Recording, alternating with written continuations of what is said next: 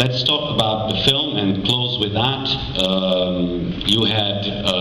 You basically triggered the event that made Clint Eastwood decide to make this movie, and he popularized this event through the movie at a global scale.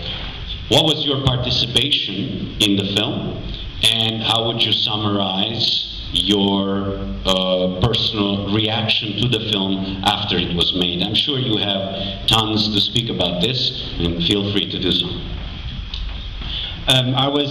Firstly, I was a player in the movie. I'm a part of the movie, and then secondly, I was asked to be one of the advisors for Clint Eastwood and his team, his management.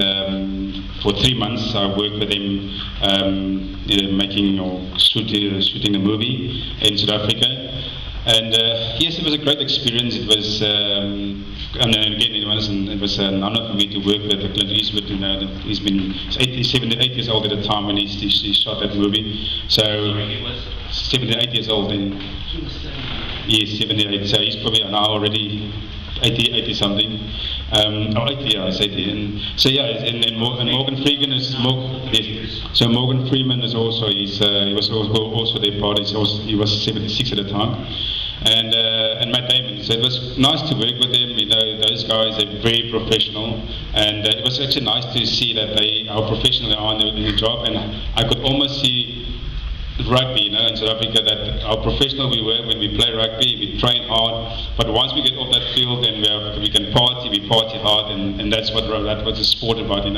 We work hard and we party hard, and that's exactly what Matt Damon and Morgan Freeman and Clint Eastwood did. Is that after hours we go out and have a few beers and drink and go back home. The next day we're up 6, 7, 5 o'clock in the morning, work again, finish the filming for the day, and then we go out again. And that was so great to see that they can put the focus there 100%, and they can also just be relaxed and be themselves and be not like human beings like us. And it's so important to do that, and that's why the three of them are so successful, because they know when to work and when just to relax. The movie itself, I think, it was really an honor for us as South Africans that we can that movie put us on the map as South Africans. Just before, I think that was just before the Rugby World Cup as well, Soccer World Cup, sorry. So it was great for us to have that just before the Soccer World Cup, and people wanted to not only come to the Soccer World Cup, but they wanted to see where Nelson Mandela was part of this whole Rugby World Cup setup in 1995.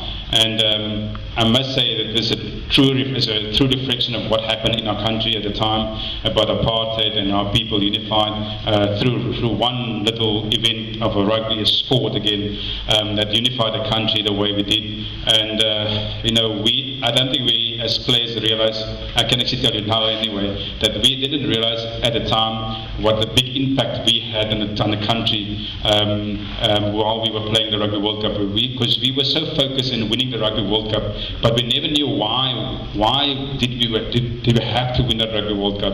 And even when Nelson Mandela got involved, he visited us a training session, and I can tell you right now, when he came to the one session of our training session, stop.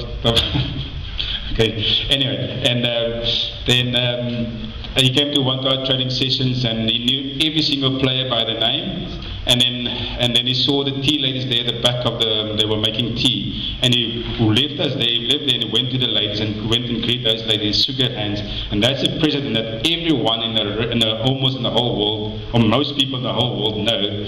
He was such a down-to-earth person that he could walk to a lady that makes coffee and tea and go and say hello to them, and that's great respect that they have, and that's why he has that great respect throughout the world. And and he's an amazing leader. I visited him a few times as well myself personally, and you talk to him as if he's just another friend of yours, and that's how he is, but when it comes to his politics, he's very strong and very hard on what he's doing, and that's a sign of a great man. And the film itself, is that they shot it at not at all exactly at the same stadiums, but the stadiums look more or less the same like the stadiums that we played at, and what you see on the TV is amazing how they shoot the movies. That they will only be like this. 60 people that's sitting here today, or 70 people, and they only shoot these people that's sitting here. But then when they play the movie, it's like 80,000 people sitting there on the stadium. It's amazing. That's the way they do things, and the actor in the movie will drop kick. He can't even drop kick a ball, but you'll see the ball goes through the poles, and that's movie. That's why they call it Hollywood. And some part of the movie had to be Hollywood. Otherwise, they would have not got points for it. I don't know what you call it, points, what you call it, credits. And yeah, some parts they had to make it Hollywood, would more exaggerate some scenes in the movie. But that's the way it is, And it was just great to be part of that movie. And I wish we were still young enough to play ourselves in it, but we couldn't. We were all the players were there, but we were not good enough to play that game.